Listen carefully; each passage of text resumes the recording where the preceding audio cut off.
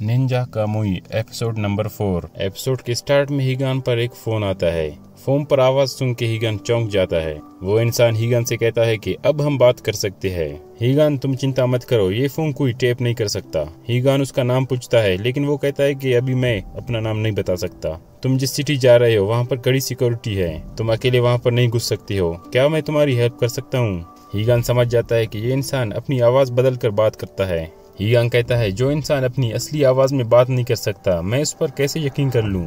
इसके बाद वो इंसान निंजा पोएम का रेफरेंस बोलकर कहता है, दूसरों के बारे में सब कुछ जान लेना और अपने बारे में किसी को भी पता नहीं लगना चाहिए, यही तो असली निंजा की असली खूबी है। ये सुनकर हीगान हैरान हो जाता है। आखिर ये इंसान कौन है जिसे निंजाओं के बारे में पता है? आगे से वो इंसान हीगान से कहता है कि हम दोनों के हालात एक जैसे हैं। हीगान उससे पूछता है कि क्या तुम भी निकाले गए एक निंजा हो? इस पर वो इंसान कुछ नहीं कहता। वो इंसान हीगान से कहता है कि तुम मुझ पर विश्वास करो या न करो, ये मैं तुझ पर छोड़ देता हूँ, और कहता है कि मैं तुम्हें एक लोकेशन भेज रहा हूँ और मैं तुम्हें वहाँ पर ही मिलूंगा। अगले सीन में हम माइक पर शिफ्ट होते हैं। माइक एक हॉस्पिटल में है और वहाँ पर बैठकर अपनी फैमिली के बारे में सोच रहा होता है। हमें बताया जाता है कि किसी अनजान आदमी ने माइक की फैमिली को कार से उड़ा दिया था। उसी वजह से उसकी बेटी की डेथ हो गई थी। माइक FBI एजेंट होते हुए अपनी बेटी को नहीं बचा पाया। इसी वजह से उसकी वाइफ भी उसे छोड़कर चली जाती है। माइक अपनी फैमिली के बारे में सोच ही रहा होता है, तभी वहाँ पर हीगान आ जाता है। हीगान माइक को उसी अननोन फोन के बारे में बता देता है। माइक उसे कहता है कि आखिर तुम्हें कैसे पता वो भी इंसान तुम्हारी तरह निकाला गया हुआ एक निंजा है? हीगान कहता है कि उसने जो पोएम बताई थी वो केवल पुराने निंजाओं को पता है, और कहता है कि जब से हम इस देश में आए हैं तभी से किसी को पता नहीं इस बारे में। आगे से एम्मा भी कंफर्म करती है कि ओजा सिटी की सिक्योरिटी काफी ज्यादा स्ट्रिक्ट है और किसी के लिए भी उसे तोड़ पाना काफी ज्यादा मुश्किल है। माइक हीगान से कहता है कि अगर ये जाल हुआ तो हम क्या करेंगे? हीगान कहता है कि मैं सभी को जिंदा गाड़ दूंगा। माइक कहता है कि तुम ये बात मत भूलो कि हम कुछ ही समय के लिए साथी बने हुए हैं। आगे से माइक एम्मा से कहती है कि हमें कैसे भी करके ओजा सिटी में जाना ही होगा। एम्मा तो शुरू में मना कर देती है, लेकिन बाद में कहती है कि डार्क वेब पर एक लोगों का ग्रुप है जो ओजा के हर एक्शन पर नजर रखे हुए है। उस ग्रुप का मानना है कि ओजा पूरी दुनिया पर कब्जा करना चाहता है, इसीलिए वो लोग सब कुछ तबाह करने के लिए बहुत सारे हथियार भी बना रहे हैं। एम्मा कहती है कि मुझे उनकी वेबसाइट का जो एडमिन है उनका पता चल गया है, जो ओजा कंपनी में पहले रिसर्च का काम किया करते थे, और ये हमारे लोकेशन से काफी दूर रहता है। माइक कहती है कि ठीक है, मैं उस पर अकेला ही जाऊंगा, तो एम्मा कहती है कि मैं ऐसा होने नहीं दे सकती। एम्मा कहती है कि हम ओजा के डर्टी सीक्रेट्स का पता लगाने वाले हैं और मैं ये इतना अच्छा मौका अपने हाथ से नहीं जाने दूंगी। इसके बाद हीगान कहता है कि तुम दोनों को सतर्क रहना चाहिए और वहाँ से चला जाता है। माइक हीगान से कहता है कि तुम्हारे वाइफ को पता था कि तुम निंजा हो? हीगान कहता है कि हाँ, मेरी वाइफ भी एक निंजा थी। हम निंजा एक दूसरे के साथ फैमिली नहीं बना सकते और न ही एक दूसरे के साथ बहुत ही ज्यादा अटैच हो सकते हैं। हीगान कहता है कि हमने इसी कोड को ही तोड़ा था। ये कहते ही हीगान वहाँ से चला जाता है। अगले सीन में हम देखते हैं कि एक मीटिंग है। यहाँ पर यामाजी, ओजा का CEO और वो दूसरा एक निंजा जो हीगान को मारने के लिए एक निंजा भेजा था, वो तीनों बैठे हुए होते हैं और इनके साथ 3 और लोग भी होते हैं। ओजा का CEO कहता है कि हमने जिस निंजा को भेजा था हीगान को मारने के लिए, वो पूरा एक सेना के बराबर था, पर हीगान ने उसे तुरंत ही मार डाला। आगे सभी हीगान को मारने के लिए प्लान बना रहे होते हैं। इसी दौरान हम यामाजी को देखते हैं कि एक निंजा को चुप करवाने के लिए वो अपने पावर्स यूज करता है, जिससे निंजा का गला दबने लगता है। यामाजी कहते हैं कि हमें हीगान को हल्का नहीं लेना चाहिए, हमें उनके टेक्निक्स को देखकर उसी तरह उस पर हमला करना चाहिए। यामाजी ये भी कहते हैं कि हमें माइक से कुछ भी खतरा नहीं है, हमें जैसे ही खतरा महसूस होगा हम उसे मार डालेंगे, हमें तो फिलहाल अपने प्लान के अकॉर्डिंग चलना चाहिए। हम देखते हैं कि मीटिंग की सारी बातें एक करो सुन रहा होता है। अगले सीन में हम देखते हैं कि ओजा का CEO अपने सेक्रेटरी के साथ जा रहा होता है। वो डिली से हीगान के बारे में पूछता है, क्या ये हीगान सच में इतना ज्यादा खतरनाक है? डिली उससे कहता है, क्या तुम्हें हीगान से खतरा है या तुम उसे डरते हो? इस पर वो हंसता है, कहता है कि नहीं, ऐसी कोई बात नहीं। आगे से वो कहता है कि मुझे तो ज्यादा से ज्यादा डेटा चाहिए ताकि मैं उस जैसा एक निंजा रोबोट बनाऊं। अगले सीन में हम यामाजी पर शिफ्ट होते हैं। जाई जो एक निंजा है वो हीगान को मारने के लिए परमिशन मांगता है, लेकिन यामाजी मना करते हैं और कहते हैं कि ये मिशन मैंने किसी और निंजा को दी है। दूसरी सीन में हम देखते हैं कि हमें एक निंजाओं की कोड के बारे में बताया जाता है कि निंजा एक कोड से बंधे हुए होते हैं और यही कोड उनकी रक्षा करता है। इसी कोड के लिए निंजा जीता है और इसी कोड के लिए निंजा को मरना है। निंजा का पहला कोड ये है कि निंजा का सीक्रेट कभी बाहर नहीं आना चाहिए। दूसरा ये है कि निंजाओं को कभी एक दूसरे से लगाव नहीं होना चाहिए। तीसरा ये है कि निंजा का मिशन निंजा की लाइफ से भी ज्यादा मैटर करता है। अगले सीन में हम देखते हैं कि निंजाओं का ग्रुप कुछ लोगों को मार रहा होता है और वहाँ से नेशनल सिक्योरिटी के कुछ डॉक्यूमेंट्स चुराता है। दूसरी सीन पर हम शिफ्ट होते हैं कि हीगान, जाई और मारिया एक दूसरे के साथ काम करते हैं, मतलब वो शिनोबी बन रहे होते हैं उस टाइम। उन तीनों को अलग अलग निंजा टेक्निक बताई जाती है जो केवल उन्हें अपने पास ही रखनी होती है। उस टेक्निक को दूसरों के सामने रिवील करना उनके लिए सख्त मना है। ये तीनों निंजा अपने किलिंग में सबसे ज्यादा माहिर निंजा होते हैं। इनमें से एक को आगे जाकर किलिंग को लीड करना होता है। तब इन तीनों निंजाओं को शपथ दी जाती है तो वहाँ पर यामाजी भी मौजूद होते हैं। जब इन तीनों को शपथ दी जाती है तो वो तीनों बैठकर ड्रिंक करते हैं। हीगान जाई से कहते हैं कि तुम मजाक में अपनी सीक्रेट टेक्निक किसी के साथ शेयर मत करना। जाई कहते हैं कि नहीं, मैं इस चीज का बिल्कुल भी ध्यान रखूंगा, क्या पता फ्यूचर में हमें एक दूसरे के साथ लड़ना पड़े। जाई हीगान से कहता है कि हमने जो रिश्ता बनाया है एक दूसरे के साथ, ये खून से भी ज्यादा स्ट्रॉन्ग है। इसके बाद मारी और हीगान दोनों एक मिशन पर जाते हैं। वहाँ पर मारी को गोली लगती है। हीगान मिशन को पूरा करने के बजाय मारी को वहाँ से ले जाता है। इसके बाद हीगान मारी की जान बचाने के लिए उसकी देखभाल करता रहता है। मारी कहती है कि मिशन को पूरा करो, लेकिन हीगान कहता है कि मैं तुम्हें छोड़कर नहीं जाऊंगा। मारी एक चाकू निकालकर अपने आप को मारने की कोशिश करती है, लेकिन हीगान सही समय पर वो चाकू पकड़ लेता है। मारी हीगान को समझाती है कि ऐसे तो हमारा मिशन खराब होगा। हमारे कोड के हिसाब से मिशन सबसे ज्यादा जरूरी है, हमें एक दूसरे से लगाव नहीं रखना चाहिए। हीगान मारी से कहते हैं कि जिस दिन से मैं तुमसे मिला था उसी दौरान मैंने कोड तोड़ दिया था। वो मारी से अपने प्यार का इजहार करता है। कुछ समय बाद जब जाई हीगान और मारी को ढूंढने के लिए आता है, तब उसे हीगान और मारी के बारे में पता लगता है। इसके बाद हम फिर से प्रेजेंट में आ जाते हैं। हीगान अपने पास्ट को याद कर रहा होता है और हमें जाई भी दिखाई देते हैं जो कि ड्रिंक वाले कप को देख रहे होते हैं, जिस दौरान उसने हीगान और मारी के साथ उस दिन ड्रिंक शेयर की थी। अगले सीन में हम माइक पर शिफ्ट होते हैं। माइक ओजा के पुराने एम्प्लॉयज से मिलने की कोशिश करता है। उसी दौरान उसे बॉस का फोन आता है और बॉस उससे कहता है कि तुम्हें कोई भी काम नहीं दिया जाएगा और तुम्हारे पार्टनर एमा को किसी दूसरे केस में असाइन किया गया है। इसके बाद आखिरी बार माइक एमा से मिलता है। एमा माइक को खाने पर ले जाने के लिए बताता है और माइक भी वहां जाने लगता है। दूसरे सीन में हम देखते हैं कि हीगान अननोन फोन पर जो पता बताया गया था उसे वहां पर जाता है। इसी दौरान हीगान को कॉल आता है और वो कॉल वाला कहता है कि तुमने एकदम सही फैसला किया है। वो हीगान को ओजा सिटी की सिक्योरिटी के बारे में बताने लगता है। ओजा सिटी में चारों तरफ से ड्रोन से बना हुआ एक सिस्टम है जो हर चीज को ट्रैक करता है। इसके अलावा शहर के चारों ओर सेंसर लगे हुए हैं।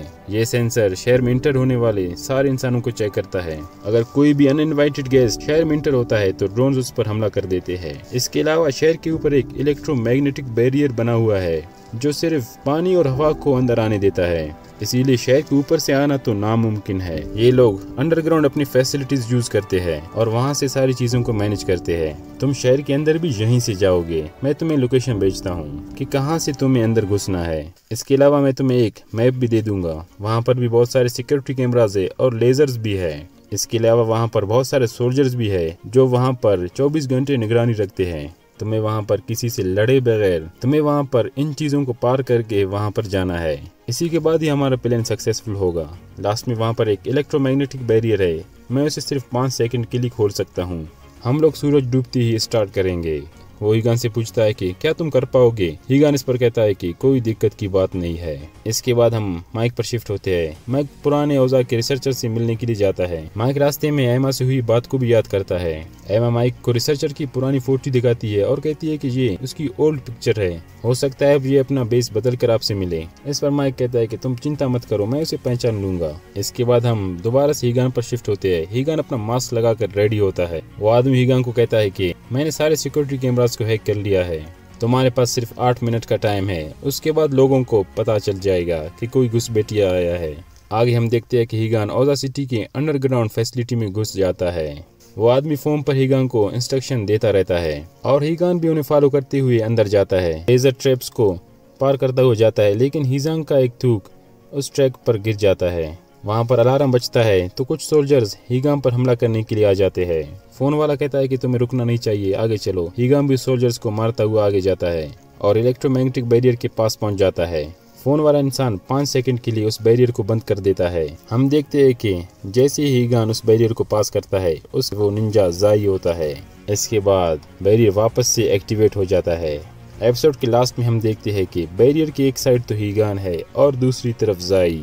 और इसी के साथ ही ये एपिसोड खत्म होता है। Ninja Kamui episode number 5। Episode 5 की स्टार्ट हाइगन और जाई से होती है। इन दोनों लोगों का एक दूसरे से आमना सामना होता है। उनके बीच में एक इलेक्ट्रोमैग्नेटिक बैरियर है। हीगान जाई से कहते हैं मारी मर चुकी है, क्या यामाजी ने ये काम करने को कहा था? जाई हीगान से कहते हैं कि जो लोग मौत को धोखा देने की कोशिश करते हैं, मौत उनके पीछे परछाई की तरह पड़ती है, तुम जल्दी ही मरने वाले हो। ऐसा बोलकर जाई वहां से चला जाता है। अगली सीन में हम देखते हैं कि माइक ओजा कंपनी के एक्स एम्प्लॉइज से मिलने के लिए पहुंच जाता है। वो जगह बहुत ही ज्यादा सुनसान होता है। ये देखकर माइक को भी डाउट होता है। वो एमा से कॉल पर पूछता है कि क्या तुम श्योर हो यही जगह है ये? एमा माइक से कहती है कि उसके पास जरूर कोई इन्फॉर्मेशन होगा, तभी तो इस जगह का उसने बताया है। आगे हम देखते हैं कि माइक एक बिल्डिंग में घुस जाता है। वहां पर उनकी मुलाकात एक ओजा कंपनी के एक्स एम्प्लॉय जेसन से होता है। दूसरे सीन में हम देखते हैं कि यामाजी दूसरे निंजा हेगाम पर नजर रखे हुए है। उनको समझ नहीं आता कि अचानक इलेक्ट्रोमैग्नेटिक बैरियर कैसे बंद हो गया। यामाजी कहते हैं कि हेगान को जरूर पता होगा,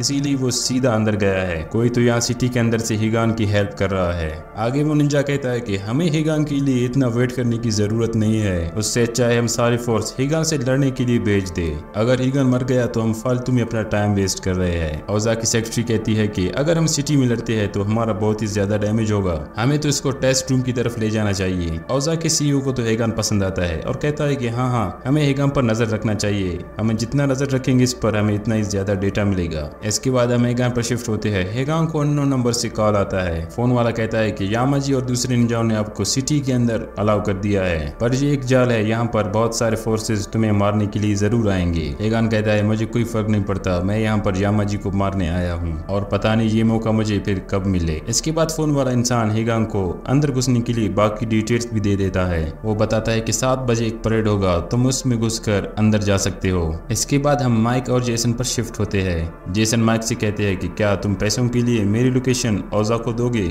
माइक कहते हैं कि मुझे तो सिर्फ कुछ जानकारी चाहिए, इसके बाद तुम्हें पता भी नहीं चलेगा कि मैं यहाँ आया था। जेसन कहता है कि आखिर तुम्हें कैसे पता चला कि मैं यहाँ पर रहता हूँ? मैंने खुद को कई सालों से छुपा कर रखा हुआ था। माइक कहता है कि ये खेल मैं बचपन से खेलता आ रहा हूँ, अब उस पर बात करते हैं जिसके लिए मैं यहाँ आया हूँ। इसके बाद जेसन माइक को एक बेसमेंट दिखाता है जहाँ पर उसने कुछ मशीन्स लगा रखे हुए है। अगले सिटी में हम देखते हैं कि ओजा सिटी में एक फेस्टिवल चल रहा है। हेगान भी सिटी के अंदर घुस जाता है। हम देखते हैं कि हेगान के हर मूवमेंट पर यामाजी, ओजा का सीईओ और दूसरे निंजा नजर रखे हुए हैं। जैसे ही हेगान सिटी के अंदर घुसता है उसके सामने बहुत सारे निंजा आ जाते हैं। दूसरे सीन में हम देखते हैं कि जेसन को ओजा कंपनी ने निकाल दिया होता है। इससे गुस्सा होकर जेसन ओजा कंपनी को बर्बाद करना चाहते हैं। माइक उनसे कहते हैं कि मैं तुम्हारी बातों पर विश्वास करता हूं, इसीलिए मैं तुमको कहता हूं कि ओजा कंपनी को हैक कर दो।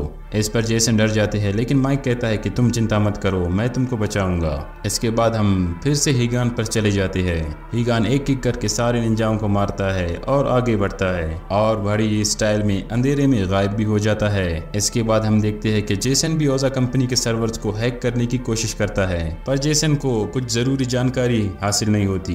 जेसन ओजा कंपनी के एक इंटरनल टेक्निकल सर्वर में घुस जाता है। तभी सर्वर में उन्हें एक बाउंड नाम की लिस्ट मिल जाती है। इस लिस्ट में बहुत सारे फेक आइडेंटिटीज होते हैं। माइक कहते हैं कि बाउंड जरूर एक कॉर्पोरेट स्पाई ग्रुप है। ये जगह जगह पर अपने एजेंट छोड़ देते हैं जिससे उन्हें इन्फॉर्मेशन मिलती रहे, पर माइक को अभी भी निंजाओं के बारे में कोई जानकारी नहीं मिलती। आगे लिस्ट में हम देखते हैं कि माइक को एमा का नाम दिखाई देता है। माइक सोचता है कि आखिर एमा का नाम इस लिस्ट में क्या कर रहा है। माइक ये सोच रहा होता है तभी ओजा के सर्वर्स जेसन को बाहर निकालते हैं और उसी समय पर ओजा के गार्ड्स भी वहां आ जाते हैं और बिल्डिंग को घेर लेते हैं जहां पर जेसन और माइक होते हैं। माइक और जेसन वहां पर छुप जाते हैं। जैसे ही गार्ड्स अंदर आते हैं माइक वहां पर सारे मॉनिटर्स को स्टार्ट करता है, जिससे गार्ड्स का ध्यान भटक जाता है और वो अंधाधुंध फायर करते हैं। इसका फायदा उठाकर माइक और जेसन कार से भाग जाते हैं। माइक जेसन से कहता है कि जरूर FBI ने ये काम किया है, उन्हें पता नहीं था कि मैं यहाँ पर हूँ, जरूर FBI ने हमारे बारे में उनको बताया है। अगले सीन में हम देखते हैं कि हाइगन बड़ी तेजी से गार्ड्स और दूसरी निंजाओं को मारते हुए आगे जाता है। उसके सामने तो कोई भी टिक नहीं पाता। दूसरी तरफ ओजा के गार्ड्स माइक और जेसन का पीछा कर रहे होते हैं और लगातार गोली उनसे फायर कर रहे होते हैं। जेसन अपनी कार को बड़ी महारत से ट्रक के आगे से निकालता है, लेकिन उनका पीछा करते हुए जो गार्ड्स है वो इस ट्रक से टकरा जाते हैं। माइक भी अपना गन निकालता है और पीछा करने वाले गार्ड्स पर शूट करता रहता है। वो दोनों गार्ड्स को मारने में कामयाब हो जाता है और उनकी गाड़ी एक पत्थर से जाकर टकरा जाती है। इसके बाद हीगान को हम देखते हैं। हीगान को देखकर 2 एजेंट्स वहां से भाग जाते हैं। इसके बाद हीगान एक लिफ्ट में चले जाते हैं। हम देखते हैं कि हीगान ने बहुत सारे निंजाओं को मार दिया होता है। हीगान अपने परिवार को याद करता है और सोचता है कि वो अपने परिवार के साथ कैसे खुश था, पर कैसे अचानक से सब कुछ खत्म हो गया। ये सोचकर हीगान को बहुत ही ज्यादा गुस्सा आता है। जैसे ही लिफ्ट का दरवाजा ओपन होता है, हमें बहुत ही बड़ा हाल नजर आता है। जैसे ही हीगान वहां पर जाता है, उसके पीछे 4 रोबोट आ जाते हैं। एक रोबोट का कलर ग्रीन होता है, जिसमें वही निंजा होता है जिसको हीगान को मारने का ऑर्डर मिला था।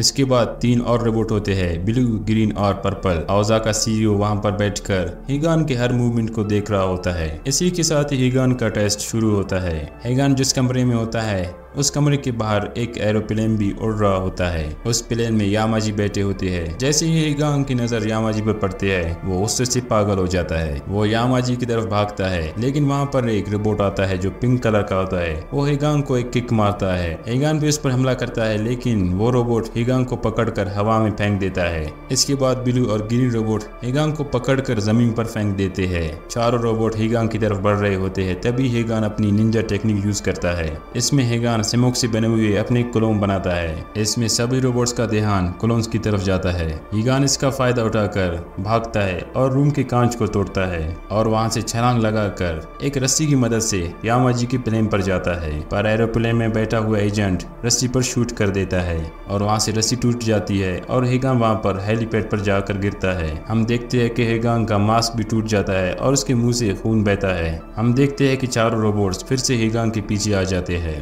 हीगान फिर से अपने परिवार को याद करते हुए अपने हाथ में लगी हुई नीडल को निकाल लेता है। हीगान अपने सीक्रेट आर्ट का यूज करने वाला होता है कि हीगान को डॉक्टर की कही हुई बात भी याद आता है, अगर फिर से तुमने ये टेक्निक इस्तेमाल की तो तुम मर सकते हो। हीगान कहता है कि अब मैं कुछ ही समय में अपने परिवार के साथ हूँगा। हीगान ये सोचते हुए वो नीडल अपनी बॉडी में घुसा देता है। तभी वहाँ पर सभी रोबोट्स हीगान पर हमला कर देते हैं। हीगान हवा में उड़ता हुआ ग्रीन रोबोट के सर में अपना तलवार घुसा देता है। हीगान एक स्मोक बॉम्ब वहां पर छोड़ देता है। तभी वहां पर रोबोट्स को कुछ भी नजर नहीं आता। इसके बाद हीगान एक एक करके सभी रोबोट्स पर हमला कर देता है। हीगान यहाँ पर अपनी एक सीक्रेट निंजा टेक्निक यूज करने वाला होता है। तभी वहाँ पर बहुत सारे एरो आ जाते हैं और ये एरो जाकर हीगान को लगते हैं तो हीगान दूर जाकर गिरता है। हम देखते हैं कि धीरे धीरे सारा स्मोक खत्म होता है और पिंक रोबोट में हीगान को पकड़ा होता है और वहाँ पर दूसरा ग्रीन रोबोट हीगान को पकड़कर एक जोरदार मुक्का मारता है। हम देखते हैं कि हीगान बहुत ही बुरी तरह घायल होता है। हम देखते हैं कि बारिश भी शुरू होती है और वहाँ पर जाई भी आ जाते हैं। जाई कहते हैं कि अब तुम समझे, तुम जिस रास्ते पर चल रहे हो वहाँ से तुम्हें कोई भी नहीं बचा सकता, तुम नरक जाने वाले हो। जाई की बातें सुनकर हीगान वहाँ पर खड़ा होता है और बार बार यामाजी का नाम लेता है और जाई पर हमला करने की कोशिश करता रहता है, लेकिन हीगान बहुत ही ज्यादा कमजोर होता है।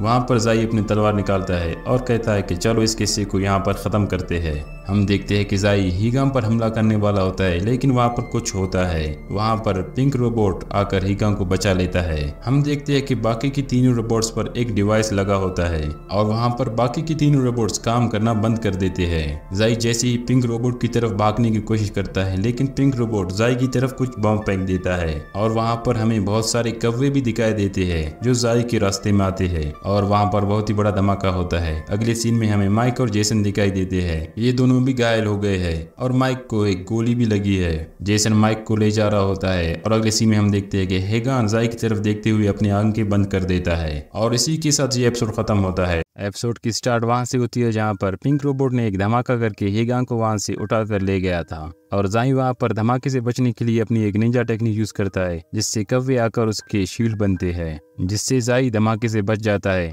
आगे किसी को पता नहीं कि आखिरकार पिंक रोबोट ने ऐसा क्यों किया। ग्रीन रोबोट में बैठे हुए निंजा इस सिचुएशन को देखते हुए कहता है कि अब शिकार करने में ज्यादा मजा आएगा। अगले सीन में हम देखते हैं पूरे शहर में पिंक रोबोट और हीगान की तलाश जारी है।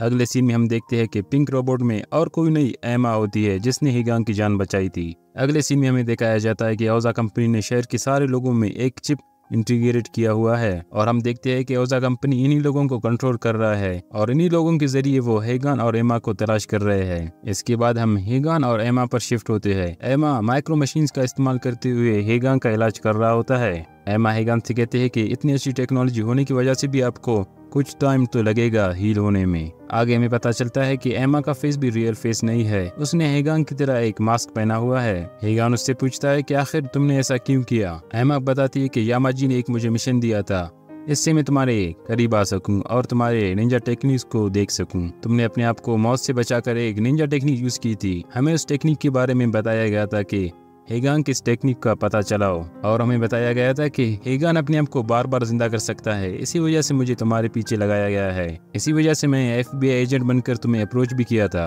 हेगान पूछता है कि क्या ये सब माइक को पता है। एमा कहती है कि नहीं, माइक तो एक सीधा साधा इंसान है। आगे हमें बताया जाता है कि एमा ने अपनी आवाज को बदलकर हेगान को उस टाइम फोन किया था और उसी ने हेगान को उसी सिटी के अंदर इंटर होने का कहा था। हेगान पूछता है एमा से कि आखिर तुम यामाजी के लिए काम कर रही हो तो मेरी हेल्प क्यों की। उस पर एमा कहती है कि मेरा एक पर्सनल गोल है जिसे मैं अचीव करना चाहती हूँ। एमा हेगान को बताती है कि मैं तुम्हारे बिना अपनी गोल अचीव नहीं कर सकती। अगर तुम फिर से उन रोबोट्स के सामने गए तो तुम बच नहीं सकते। तुम्हारे सीक्रेट्स पावरफुल है लेकिन वो उन रोबोट्स के सामने कुछ नहीं कर सकते। वो रोबोट्स बहुत ज्यादा ताकतवर है, इसीलिए मैं तुम्हारे लिए एक रोबोट डिजाइन कर रही हूँ। अगले सीन में हम यामाजी को देखते हैं। उसका आदमी यामाजी से कहता है कि एमा अपने साथ एक रोबोट ले गया है। इस पर यामाजी कहते हैं कि इससे कोई फर्क नहीं पड़ता। हम देखते हैं कि यामाजी पूरे शहर में हेगान और एमा को ढूंढ रहा है। अगले सीन में हम एमा पर शिफ्ट होते हैं। एमा हेगान से कहती है कि ये जो सूट है ये सारे निंजा टेक्निक्स को यूज कर सकता है, मतलब इस सूट में निंजा टेक्निक्स यूज हो सकते हैं। और इस सूट को जब डेवलप किया गया था मैं इस टीम का हिस्सा था। इस सूट में बहुत ज्यादा एडवांस टेक्नोलॉजी है जो किसी को अभी तक पता नहीं है। एमा कहती है कि अगर मैं इस सूट की थोड़ी कोडिंग्स चेंज कर लूँ तो ये सूट तुम्हारे लिए काम आ सकता है, तुम्हारे लिए न्यू बॉडी में ये एडजस्ट भी हो सकता है। हेगान एमा से कहता है कि क्या होगा अगर ऑर्गेनाइजेशन वाले हमें ढूंढ ले। इस पर एमा थोड़ा मुस्कुराती है। अगले सीन में हम देखते हैं कि ऑर्गेनाइजेशन के लोग हर जगह हेगान और एमा को ढूंढ रहे होते हैं पर उन्हें कोई भी सुराग नहीं मिलता। अगले सीन में हम माइक और जेसन पर शिफ्ट होते हैं। हमें बताया जाता है कि इस दौरान 10 दिन गुजर चुके हैं और माइक अभी भी बिस्तर पर है और अभी अभी माइक को होश आता है। जेसन अपने एक दोस्त डॉक्टर को बुलाता है और माइक की इलाज करते हैं वो। इसके बाद जेसन माइक को अपने एक दोस्त के घर ले आता है। माइक जेसन से कहता है कि FBI मुझसे काफी दिनों से नजर रखे हुए है लेकिन मुझे ये नहीं पता था कि वो इतनी जल्दी मुझे ढूंढ पाएंगे। माइक कहता है कि खैर हमें कुछ सबूत तो मिले हैं, हो सकता है ये हमारे काम आ जाए। अगले सीन में हम दोबारा से एमा पर शिफ्ट होते हैं। वो नए रोबोट सूट को चालू करने की कोशिश कर रही होती है पर कम एनर्जी होने की वजह से सूट चालू नहीं होता। एमा बताती है कि हमें इस सूट के लिए रिएक्टर चाहिए जो इसकी हार्ट का काम करेगा और ये रिएक्टर सिर्फ ओजा कंपनी के हेडक्वार्टर्स में है। वो बताती है कि अगर मैं वापस गई तो वहाँ से जिंदा नहीं बच पाऊंगी। और उसी दौरान हेगान को अपनी वाइफ और बच्ची की रेत याद आ रही होती है और उसे बहुत ज्यादा गुस्सा आ रहा होता है। उसे याद आता है कि जब वो जख्मी थी तो उसकी वाइफ मारी ने उसकी मदद की थी और उसे बताई थी कि जब लोग गुस्सा होते हैं तो अपने फोकस खो देते हैं और जब ज्यादा लोग चौकन्ने होते हैं तो अपनी तेजी खो देते हैं। मारी बताती है कि अगर हम अपने इच्छा शक्ति को कंट्रोल कर पाए, जैसे कि बर्फ जैसे गर्म और आग जैसे ठंडे हो जाए, तो हमें कोई भी हरा नहीं पाएगा। और यही मेरी निंजा फिलॉसफी है, हम अपने दिमाग को कंट्रोल कर पाए तो हम सब कुछ कर सकते हैं। मारी की ये बातें याद करके हेगान थोड़ा शांत होता है। अगले सीन में हम देखते हैं कि ऑर्गेनाइजेशन के लोगों ने तकरीबन सिटी का सारा एरिया छान लिया है पर उन्हें हेगान और एमा का अभी भी कुछ सुराग नहीं मिला है। और वहाँ पर हमें कुछ एरिया दिखाया जाता है जहाँ पर कुछ समय से मतलब 2 हफ्तों से काफी एनर्जी जाया हो रहा है, मतलब वहाँ पर एनर्जी इस्तेमाल हो रहा है। यामाजी को लगता है कि शायद वहाँ पर बहुत बड़ा डिवाइस काम कर रहा है। यहाँ पर एक आदमी है बिग डी, वो यामाजी से कहते हैं कि मैं वहाँ जाऊंगा और उनको पकड़ कर ले आऊंगा। ऐसा बोलकर वो हेगान और एमा को पकड़ने के लिए निकलता है। हम वापस एमा पर शिफ्ट होते हैं। एमा ने अब पूरे रोबोट के प्रोग्रामिंग को चेंज कर दिया है। एमा इस गियर का नाम कामुई रखते हैं। एमा हेगान को बताती है कि ये सूट इस्तेमाल करते वक्त अब इसमें ये खासियत है कि ये हाईएस्ट मतलब अपने पीक पर काम कर सकता है। एमा हेगान को बताती है कि केवल इस सूट को पहनने से कुछ नहीं होगा, इस सूट का आदमी की बॉडी से मैच करना लाजमी है। अगर मैच कर पाए तो ये सूट काम करेगा, वैसे ये सूट कुछ काम का नहीं होगा। ये सूट बाकी के सूट की तुलना में बहुत ही ज्यादा कारआमद है और एडवांस भी है। एमा बताती है हेगान को कि इस सूट को तुम्हारे दिमाग के साथ सिंक करने के लिए तुम्हें गहरी नींद में जाना होगा, फिर ये काम होगा। एमा हेगान को बताती है कि सिंक्रोनाइजेशन के दौरान तुम्हें कुछ भी नहीं करना, तुम्हें सिर्फ नींद में जाना है। अगर इस बार तुम मर गए तुम वापस नहीं आ सकोगे। आगे हमें बताया जाता है कि हीगान के घर पर जब हमला हुआ था तो उस समय एमा भी वहाँ पर थी और जो नीडल फेंकने वाला इंसान था वो एमा ही थी। वो नीडल जब हीगान को लगी थे तो उसमें हीगान की बॉडी के सेल्स फ्रीज हो गए थे और इसी वजह से हीगान की बॉडी मूव करना बंद कर देती है और कुछ ही समय के लिए हीगान की सांसें भी बंद हो गए थे। इसी वजह से निंजाओं का लीडर हीगान को मरा हुआ छोड़कर वहाँ से चला जाता है। एमा बताती है कि उसकी सीक्रेट टेक्निक एक इंसान पर एक ही बार काम करती है। जैसे ही हीगान को पता चलता है कि एमा ने उसकी जान बचाई थी उधर, तो वो गुस्से में आकर एमा की गर्दन पकड़ लेता है। वहाँ पर हीगान उससे कहता है कि आखिर तुमने मुझे क्यों बचाया था, मेरे बेटे और बीवी को क्यों नहीं बचाई थी। और वहाँ पर एमा हीगान को एक शॉक दे देती है जिससे हीगान बेहोश हो जाता है और इसी दौरान वो गहरी नींद में चला जाता है। वहाँ पर एमा के सिस्टम पर एक नोटिफिकेशन आता है और एमा को पता चलता है कि बिग डी उसके ठिकाने पर अब आ गया है। बिग डी अपनी रोबोट्स के जरिए टनल का एक हिस्सा काट लेता है और एक दरवाजा खुलता है तो हम देखते हैं वहाँ पर एमा नहीं होती बल्कि वहाँ पर एक बम लगा होता है और वहाँ पर एक धमाका होता है और उस धमाके की वजह से बिग डी और उसके साथी वहाँ पर इस धमाके की चपेट में आ जाते हैं। एमा वहाँ पर कहती है कि आखिर मैंने उन लोगों को चूतिया तो बना दिया। तभी हम देखते हैं कि ग्रीन रोबोट वहाँ पर रूम की छत पर एक होल बना देता है। निंजा को देखकर एमा भी चौंक जाती है। एमा कहती है कि आखिर तुमने हमें कैसे ढूंढ लिया। ग्रीन रोबोट वाला आदमी कहता है कि मुझे लगा था तुम लोग बच गए हो और हम शहर के हर जगह पर अपनी नजर जमाए हुए हैं और हम शहर के हर व्हीकल पर नजर रखे हुए हैं। जब से तुम लोग गायब हो गए हो यही व्हीकल लगातार चल रही है। तभी हमें पता चलता है कि एमा और हीगान एक एडवर्टाइजिंग ट्रक में होते हैं। आगे हम देखते हैं कि कामुई सूट और हीगान में सिर्फ 10% का सिंक्रोनाइजेशन हो गया है। अभी जी ग्रीन सूट वाला निंजा हीगान पर हमला करने वाला होता है कि एमा ट्रक की डायरेक्शन थोड़ा चेंज कर देता है जिससे ग्रीन रोबोट ट्रक के ऊपर से गिर जाता है और ट्रक भी वहां पर रोड पर पलट जाता है। इसके बाद एमा अपनी सूट पहनकर ट्रक से बाहर आ जाती है। हम देखते हैं कि रोड के अंदर से 2 चार्जर निकल आते हैं। इसकी वजह से एमा और ग्रीन रोबोट अपने आप को चार्ज कर लेते हैं। अगले सीन में हम माइक और जेसन पर शिफ्ट होते हैं। माइक एमा के फोन पर कॉल करता है लेकिन वो फोन अटेंड नहीं करती। माइक जेसन से कहता है कि औजा के सर्वर पर हमने जितने लोग भी देखे थे उन सबको हमें ट्रैक करना चाहिए। जेसन कहता है कि हम ये सब कैसे करेंगे, हमारे पास तो कोई सर्वर भी नहीं है। इस बात पर माइक को एमा की वो गाड़ी याद आती है जिसमें आप लोगों को याद होगा बहुत बड़ा कंप्यूटर था, मतलब सुपर कंप्यूटर की तरह का कुछ। इसके बाद हम ग्रीन रोबोट और एमा पर शिफ्ट होते हैं। ये दोनों लोग खूब लड़ाई लड़ रहे होते हैं। शुरुआत से ग्रीन रोबोट एमा पर भारी पड़ रहा होता है। एमा इर्द गिर्द के सारे ट्रक्स और दूसरी चीजों को हैक करता है और ग्रीन रोबोट से कहती है कि तुम्हारे जैसा कोई कचरा निंजा नहीं बन सकता, तुम एक कचरा हो। इसके बाद सभी ट्रक्स और ड्रोन्स ग्रीन रोबोट पर हमला कर देते हैं। एमा उससे कहती है कि तुम ऑर्गेनाइजेशन को बताए बगैर यहाँ पर आ गई हो। ग्रीन रोबोट्स ड्रोन को तोड़कर कहता है कि मुझे घंटा फर्क नहीं पड़ता ऑर्गेनाइजेशन क्या सोच रहा है, मुझे तो मजा आता है लोगों को मारने में। इसके बाद ग्रीन रोबोट एमा पर एक के बाद एक हमले कर देता है। इसके बाद एमा भी अपनी निंजा टेक्निक यूज करता है। इस निंजा टेक्निक में ग्रीन रोबोट को एमा के बहुत सारे क्लोन्स दिखाई देते हैं। वो सारे क्लोन्स ग्रीन रोबोट पर हमला कर देते हैं लेकिन ग्रीन रोबोट कोई कच्चा खिलाड़ी भी नहीं है। वो एक शॉक वेव वहाँ पर क्रिएट कर देता है जमीन पर जिससे सभी क्लोन्स वहाँ पर खत्म हो जाते हैं। हम देखते हैं कि एमा और ग्रीन रोबोट दोनों का चार्ज खत्म हो रहा होता है, इसीलिए दोनों रोबोट्स अपने अपने चार्जिंग पोर्ट की तरफ दौड़ते हैं। पर ग्रीन रोबोट बड़ा शातिर है, वो एमा के पोर्ट को तबाह कर देता है एक मिसाइल अटैक करके। इसके बाद ग्रीन रोबोट अपने आप को चार्ज कर लेता है। अब एमा की सूट का चार्ज खत्म हो जाता है। इसका फायदा उठाकर ग्रीन रोबोट एमा को मारना शुरू कर देता है। इस समय हीगान और कामुई की सिंक्रोनाइजेशन 40% तक है। इसके बाद हमें बताया जाता है कि एमा ने हीगान की मेमोरी में एक रिकॉर्डिंग इंटीग्रेट की थी। जब एमा मरने वाली होती है तो वहाँ पर रिकॉर्डिंग प्ले होती है। वहाँ पर रिकॉर्डिंग में बताया जाता है कि मैं मरने वाली हूँ, अगर तुम मुझे सुन सकते हो तो मुझे बचा लो, मैं मरने वाली हूँ। तुमने मुझसे पूछा था कि मैंने तुम्हें क्यों बचाया था, तो सच्चाई ये है कि तुम्हारी बीवी मारी ने मुझे एक बार बचाई थी, इसी वजह से मैंने तुम्हारी जान बचाई। और जब मारी ने मुझे बचाई थी उसी दिन से मैं और मारी कांटेक्ट में थी। जिस दिन मारी की डेथ हुई थी उसी दिन भी मेरी मारी से बात हुई थी। उसी दिन जब मारी पर हमला हुई थी तो मैं उसे बचा नहीं पाई और इसी वजह से अब मैंने तुम्हारी जान बचाई थी। मैं सिर्फ तुम्हें बचा सकता था उस टाइम। मारी का ये सपना था कि तुम अच्छी जिंदगी गुजारो। मैंने बहुत कोशिश की लेकिन मारी को नहीं बचा सकी, इसलिए मैंने तुम्हें बचाया, लेकिन वो नहीं बच सकी। आगे हम देखते हैं कि ग्रीन रोबोट एमा को मार रहा होता है। उधर एमा की बातें सुनकर हीगान के अंदर कुछ बदलाव आता है। उस समय हीगान और कामुई की बॉडी के अंदर कुछ अजीब चेंजेस होते हैं, मतलब 50% से अचानक वो 100% तक पहुंच जाता है सिंक्रोनाइजेशन।